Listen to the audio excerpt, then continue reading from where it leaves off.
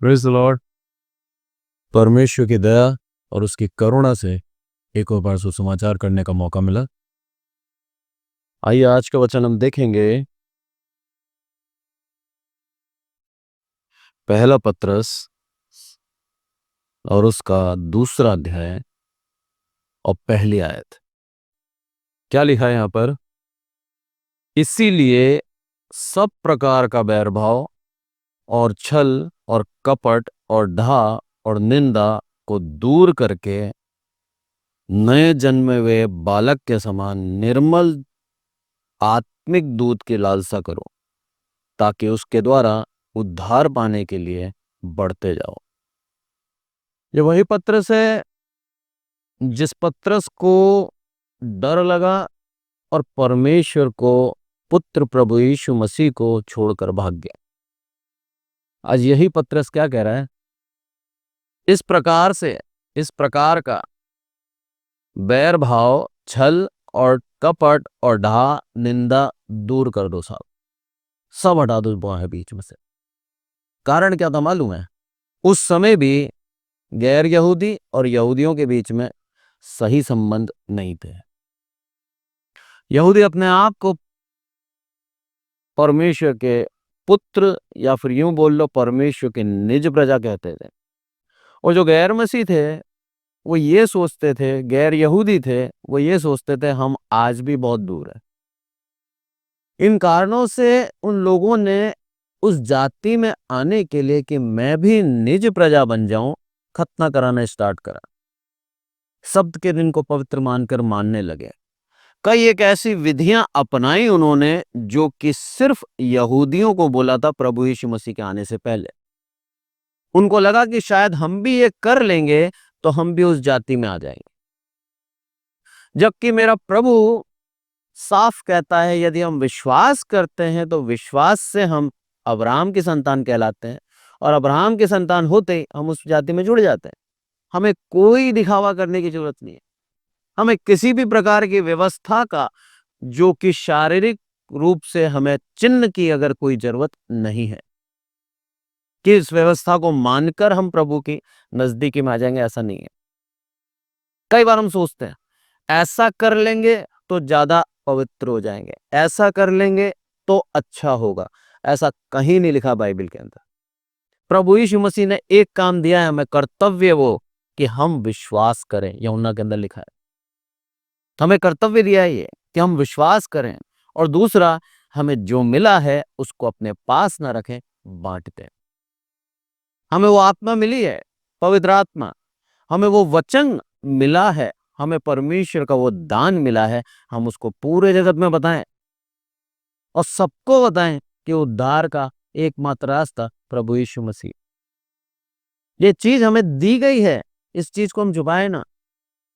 यहां पर लिख रखा है तुम्हारे बीच में से बैरबार हटा दो, ढा हटा दो, और क्या करा है, कपट हटा दो और निंदा हटा दो। ये निंदा बहुत ही सिंपल है। हम किसी की भी कुछ भी परिहास कर देते हैं, उसकी निंदा कर देते हैं, उसका अनादर कर देते हैं। बहुत ही आसान लगता है हमें, छोटा सा लगता है काम कि क्या है, किसी के लिए भी कुछ भी बोल देना।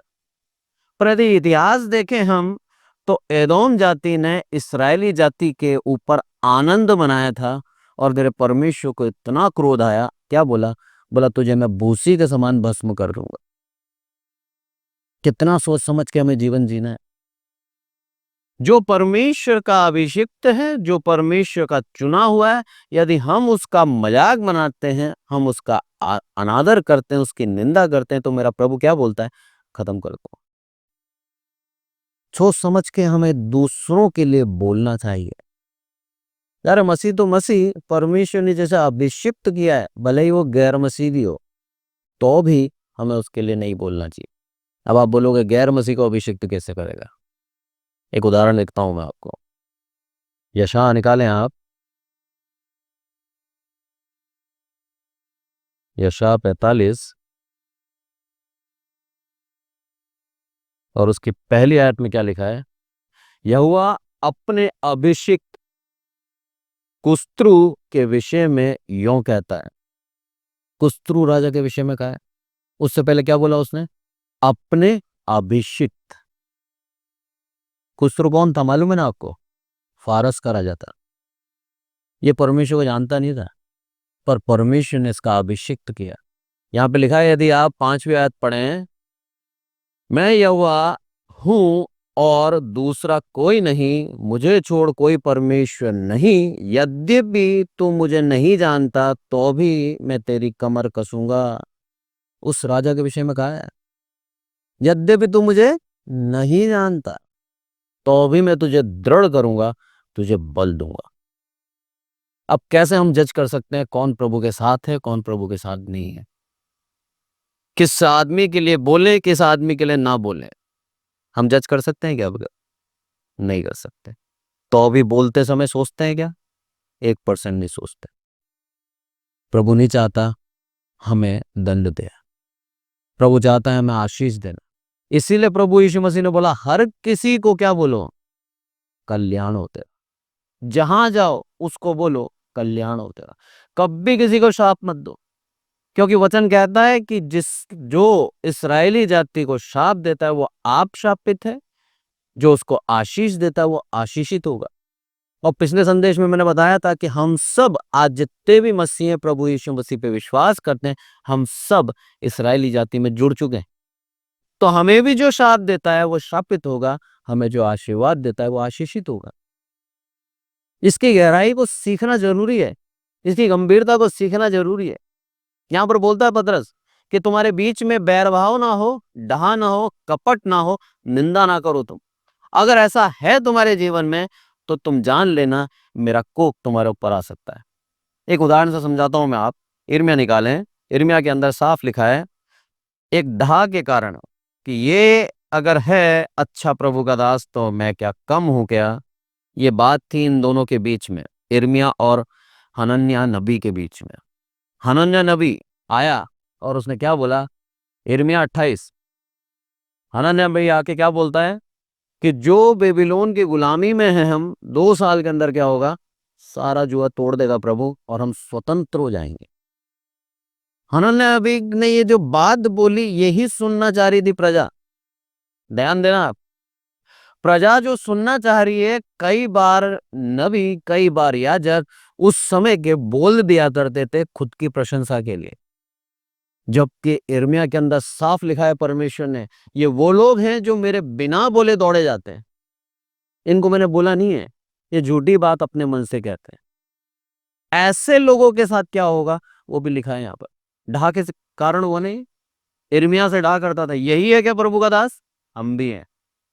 ये जहां आपके अंदर तुलना आ गई, आप मसीह नहीं है।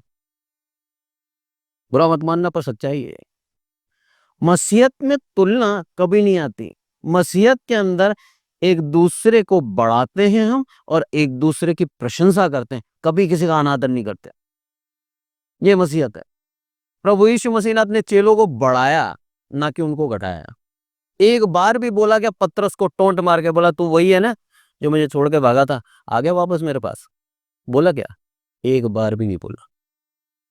अगर हम होते तो प्रभु यीशु मसीह की जगह चर्च में खड़े होकर उसको बेचारे को अनादर और करते हैं, बोला ये वही पतरस है जो मुझे छोड़ के भाग गया था, आज वापस आया है। प्रभु यीशु मसीह हमें सिखाना चाहता है उसके व्यवहार को अपनाएं, क्षमा करना सीखें, सहना सीखें और अनादर ना करें किसी का। उसके व्यवहार को अपनाओगे आप तो आपके जीवन से ढा खत्म हो जाएगा, ईर्ष्या खत्म हो जाएगी, किसी की उन्नति पे आप चिढ़ोगे नहीं, किसी के बढ़ने पर आपका दिल खुश होगा। यहां पर देखिए आप, हनन्याह इर्मिया के द्वारा ढा में था और खुद ने भविष्यवाणी कर दी, जबकि इर्मिया ने बोला ये जो तुझे बोला गया ये परमेश्वर की ओर से नहीं है। किसी ने नहीं माना, किसी ने नहीं माना। सब सुनना चाह रहे थे हम बदवाई से निकल जाए। इस कारण से क्या हुआ, इर्मिया क्या बोलता है यहाँ पर? अगर 15वीं आयत पढ़ूं मैं तो लिखा है यहाँ पर 28 का 15, इर्मिया नबी ने हनन्याह नबी से यह भी कहा, हे हनन्याह देख, यहोवा ने तुझे नहीं भेजा, तूने उन लोगों को झूठी आशा दिलाई है। यहोवा ने नहीं भेजा तुझे, मैं जानता हूं, तूने उन लोगों को झूठी आशा दिलाई है। ये झूठी आशा दिलाना भी पाप है। परमेश्वर की ओर नाम लेकर खुद की इच्छाएं बोलना भी पाप है। और ये उस समय चल रहा था। आज भी कई जगह चल रहा है। मुझे परमेश्वर ने दर्शन दिया और बोल देते। मैं आपसे पहले ही कह रहा हूं, वचन कहता है, मैं नहीं कहता, पौलुस साफ कहता है, जब कोई बोलता है तो उसको परखें कि वो वचन से है या अपने मन से कह रहा है। यदि वचन से कह रहा है, सच्चा मसीह है, और अपने मन से दर्शनों के आधार पर मुझे वहां पर दर्शन मिला, मुझे वहां पर दर्शन मिला, और वचन के आधार पर नहीं है, उससे दूर हो जाएं। वो आपको गड्ढे में ले जाएगा, खत्म कर देगा आपके मसीह जीवन को। मसीह बन जाना, मसीह को अपना लेना आसान है। मैं फिर कह रहा हूं, मसीहत में बने रहना मुश्किल है।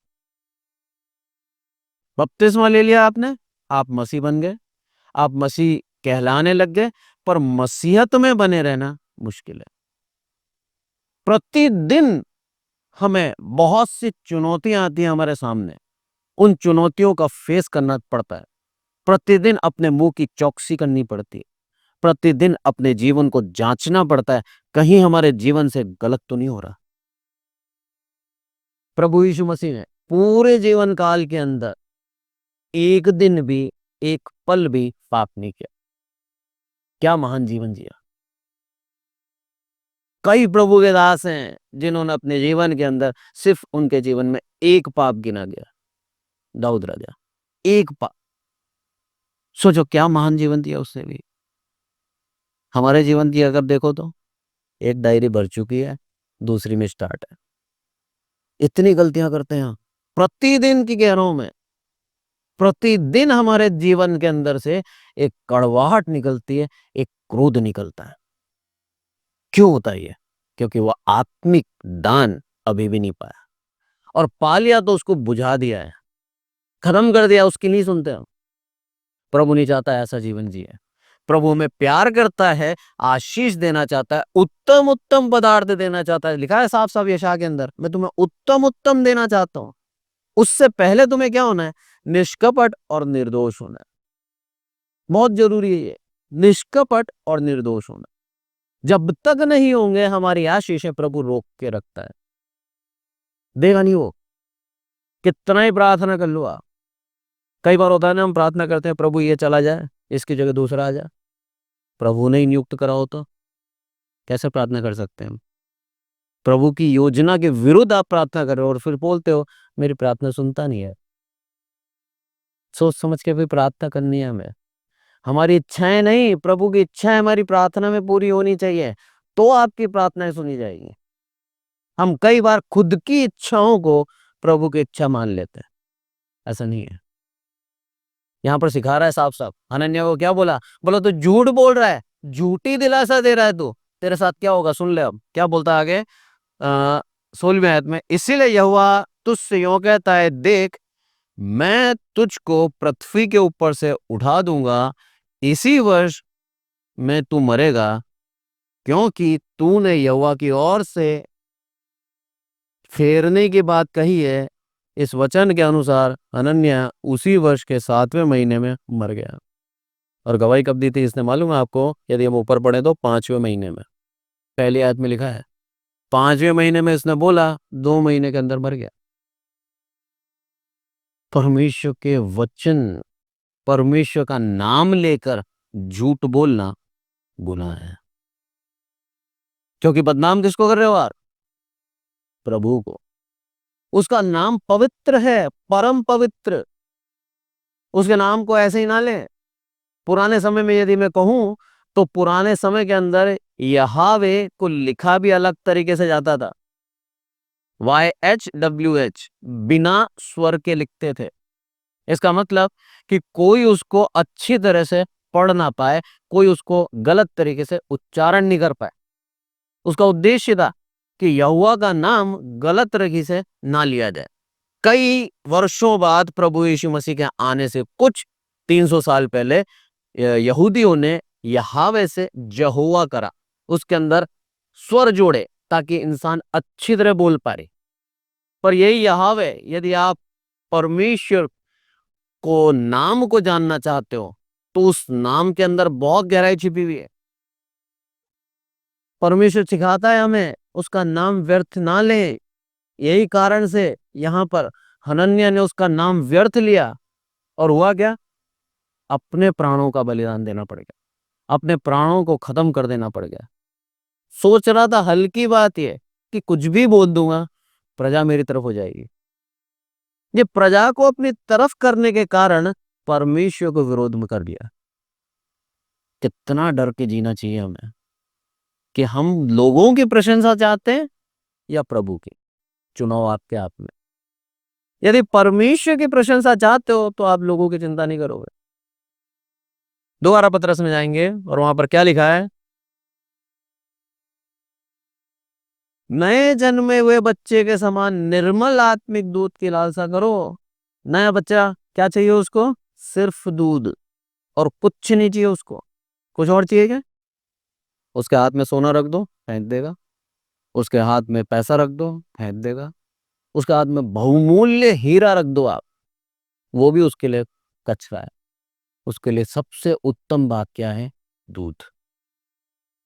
यहां सिखा रहा है पतरस पवित्र आत्मा के द्वारा कि हर एक मसीह के जीवन में आत्मिक लालसा होनी चाहिए।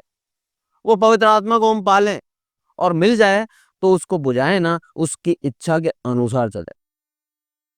बोला वो लालसा के साथ तुम जीवन जियो कि तुम्हारे हर एक काम आत्मिक उन्नति के लिए होने चाहिए। तुम्हारी हर एक बातें आत्मिक उन्नति के लिए होनी चाहिए। तुम्हारी भूख होनी चाहिए कि मैं कैसे और आत्मिक बनूं। और ये कब होगा? जब हम इसमें ज्यादा समय देंगे, गॉसिप में और फालतू की बातों में, इन सब में समय नहीं देंगे। प्रभु के दासों को देख लो, आप कभी चुगली सुनते भी नहीं थे और बोलते भी नहीं थे, पर आज हम थोड़ा सा बोल दो, इशारा कर दो, फिर आपके अंदर की भी भड़ास निकलेगी, सामने वाला भी भर के आएगा। कहाँ गई आत्मिकता? एक सैम सर उदाहरण देते थे, मेरे को बड़ा अच्छा लगता है। बोला पास्टर की लड़ाई हुई, पास्टर ने जब लगा रखी थी बाइबल साइड में, बोला प्रभु 2 मिनट साइड में रुक। बाइबल साइड में रख के अब अभी बताता हूँ मैं इसको। ऐसी धार्मिकता नहीं चाहिए प्रभु को। करते हैं हम लोग ऐसा। बोला मैं क्या हूं बताता हूं आज मैं तुझे। मुझसे बड़ा गुंडा कोई नहीं है। गुस्से में आ जाता है। प्रभु नहीं चाहता ऐसा। प्रभु चाहता है आत्मिक लालसा में बने रहे। यहाँ पौलुस के पूरे जीवन से देख लीजिए आप, पूरे जीवन से, जब उसने परमेश्वर के पुत्र प्रभु यीशु मसीह का दर्शन पाया, उसके दिन से लेकर मृत्यु के दिन तक प्रभु यीशु मसीह को नहीं छोड़ा। आर्थिक परेशानियां थी उसके ऊपर, पैसा नहीं था उसके पास, मेहनत करके कमाता था और अपनी जीविका निकालता था। किसी पे आश्रित नहीं था, किसी से मांगता नहीं था। प्रभु की दया से सारे काम होते थे। यह है उसकी, परमेश्वर की दया जो पौलुस के ऊपर हुई। पौलुस चाहता, परमेश्वर चाहता है हम वैसे ही अपने जीवन को जिए।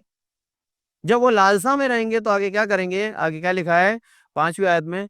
तुम भी आप जीवित पत्थर के समान आत्मिक घर बनते जाते हो, जिससे याजकों का पवित्र समाज बनकर ऐसे आत्मिक बलिदान चढ़ाओ जो यीशु मसीह के द्वारा परमेश्वर को ग्रहण हो। कब होगा ये?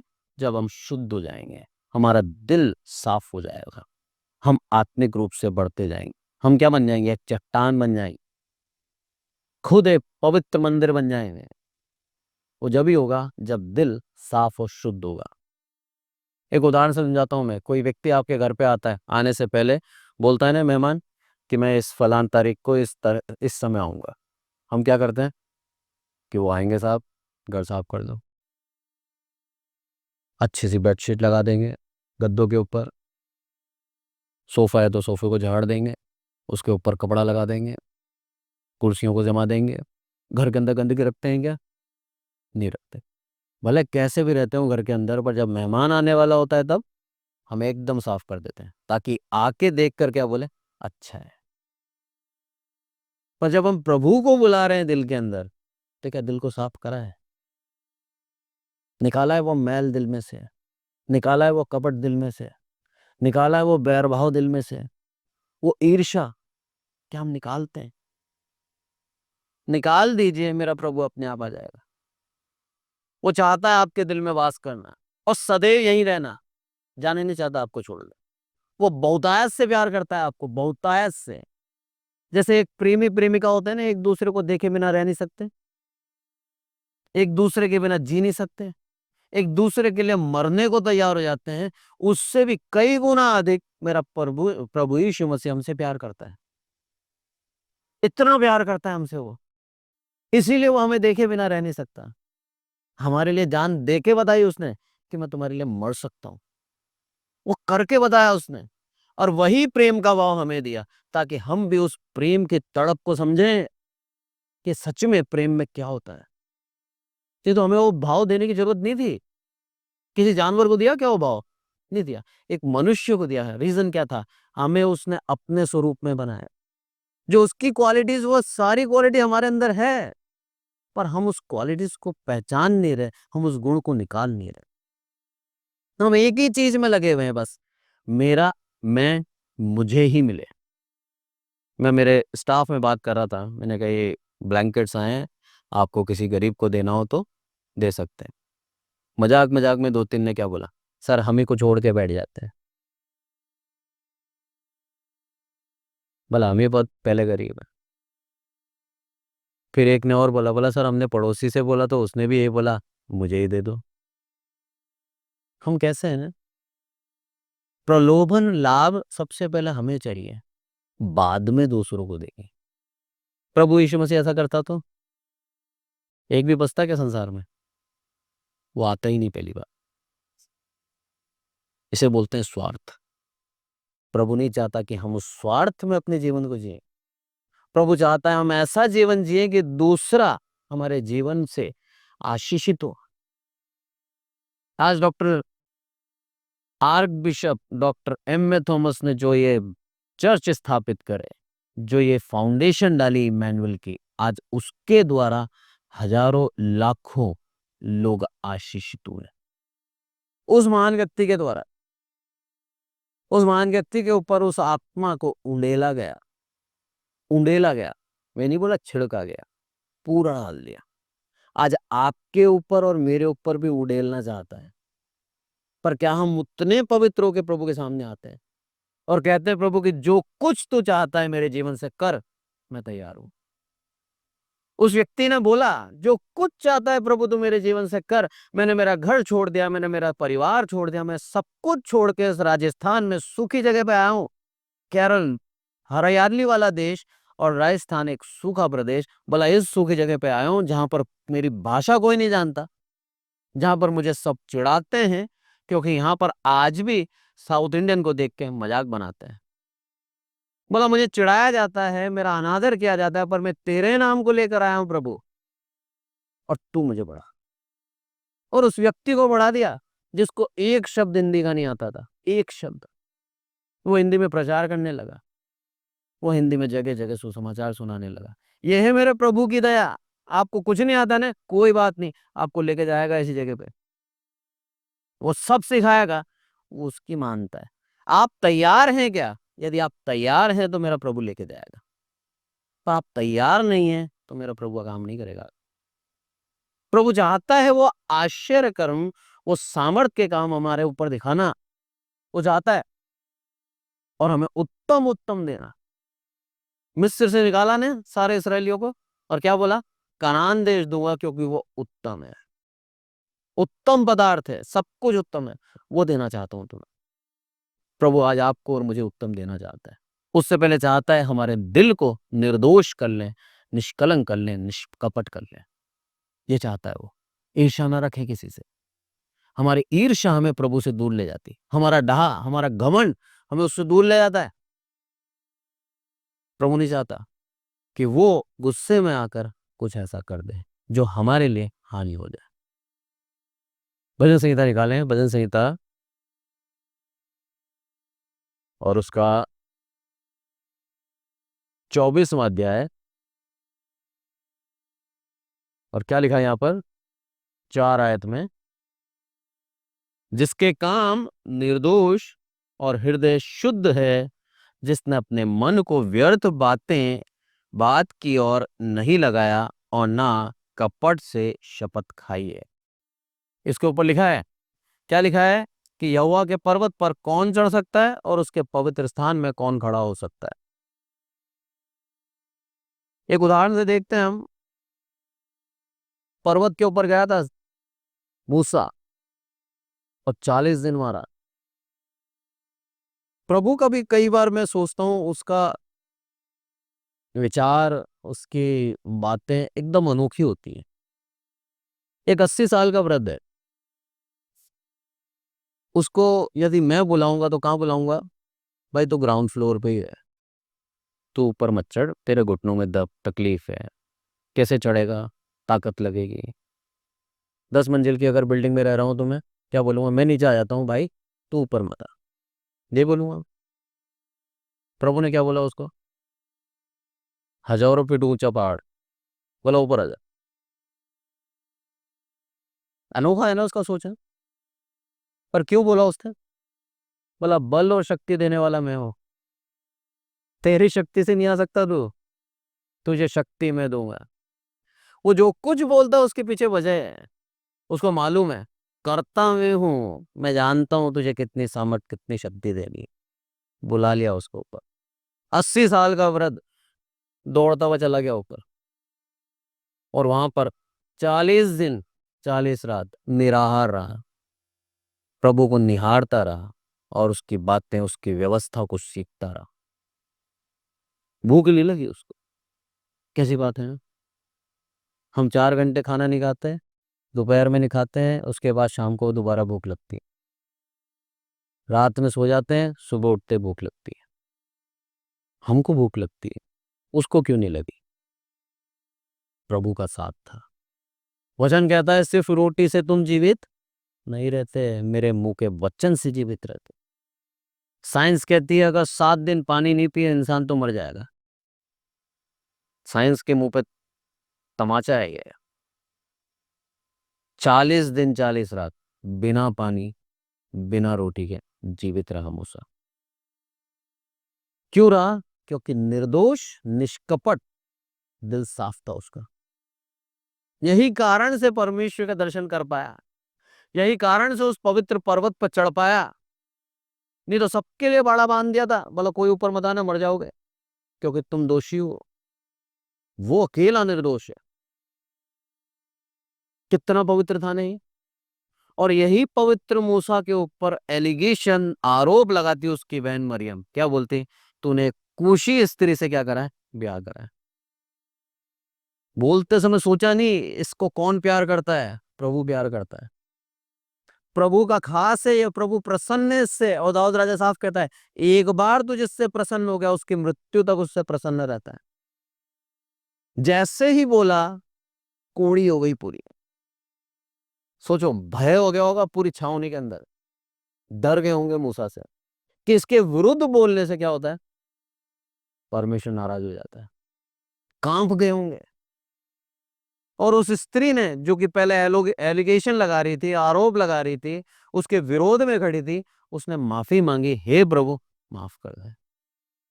बोलते समय सोचा नहीं था उस समय, अब बाद में माफी मांगनी पड़ी। जैसे ही माफी मांगी, मेरे प्रभु ने दया करी और वो दोबारा ठीक हुई। प्रभु चेतावनी देकर भी सुधारता है, और यदि हम अहम से भरे हुए, घमंड से भरे हुए तो हमें काट भी डालता है। दोनों उदाहरण दिए मैंने आज आपको। हनन्या को मार डाला, मरियम को दोबारा सुधार दिया। चुनाव हमारे पास है। क्या हम आज अपने दिल को कठोरता से हटाकर नम्र करते हैं या कठोर बने रहते हैं? यदि कठोर बने रहेंगे तो मेरे प्रभु के पास हमने चुनाव छोड़ा नहीं है, उसके पास एक ही न्याय है फिर। पर यदि आज हम नम्र हो जाते हैं, आज हम दीन हो जाते हैं, आज हृदय को शुद्ध कर लेते हैं, कपट रहित कर लेते हैं, मेरा प्रभु आज आपको आशीष देना चाहता है। आज ही आपको उठाना चाहता है, आज ही आपको बढ़ाना चाहता है। कई उदाहरण भरे हुए हैं बाइबल के अंदर, एकदम बुरे पे से उठाकर महान राजा बना दिया। किसी को भी चुन लेता है। शाऊल को मालूम था क्या कि मैं जानवर ढूंढने निकला हूं और मैं राजा बन जाऊंगा? मालूम था क्या उसके? उसके जानवर खो जाने में भी उसके लिए भलाई निकली। ढूंढता ढूंढता इतनी दूर आ गया कि वो घर का रास्ता भूल गया। बोला अब क्या करूं? बोला यहाँ चलते हैं शिलो में, यहाँ पर एक पवित्र जन रहता है, उससे पूछेंगे। खाली हाथ नहीं गया, जो था उसके पास वही अर्पण कर दिया। प्रभु चाहता है कि उसके मंदिर में आए तो खाली हाथ ना आए, जो है अर्पण कर दो, प्रभु प्रसन्न होता है उससे।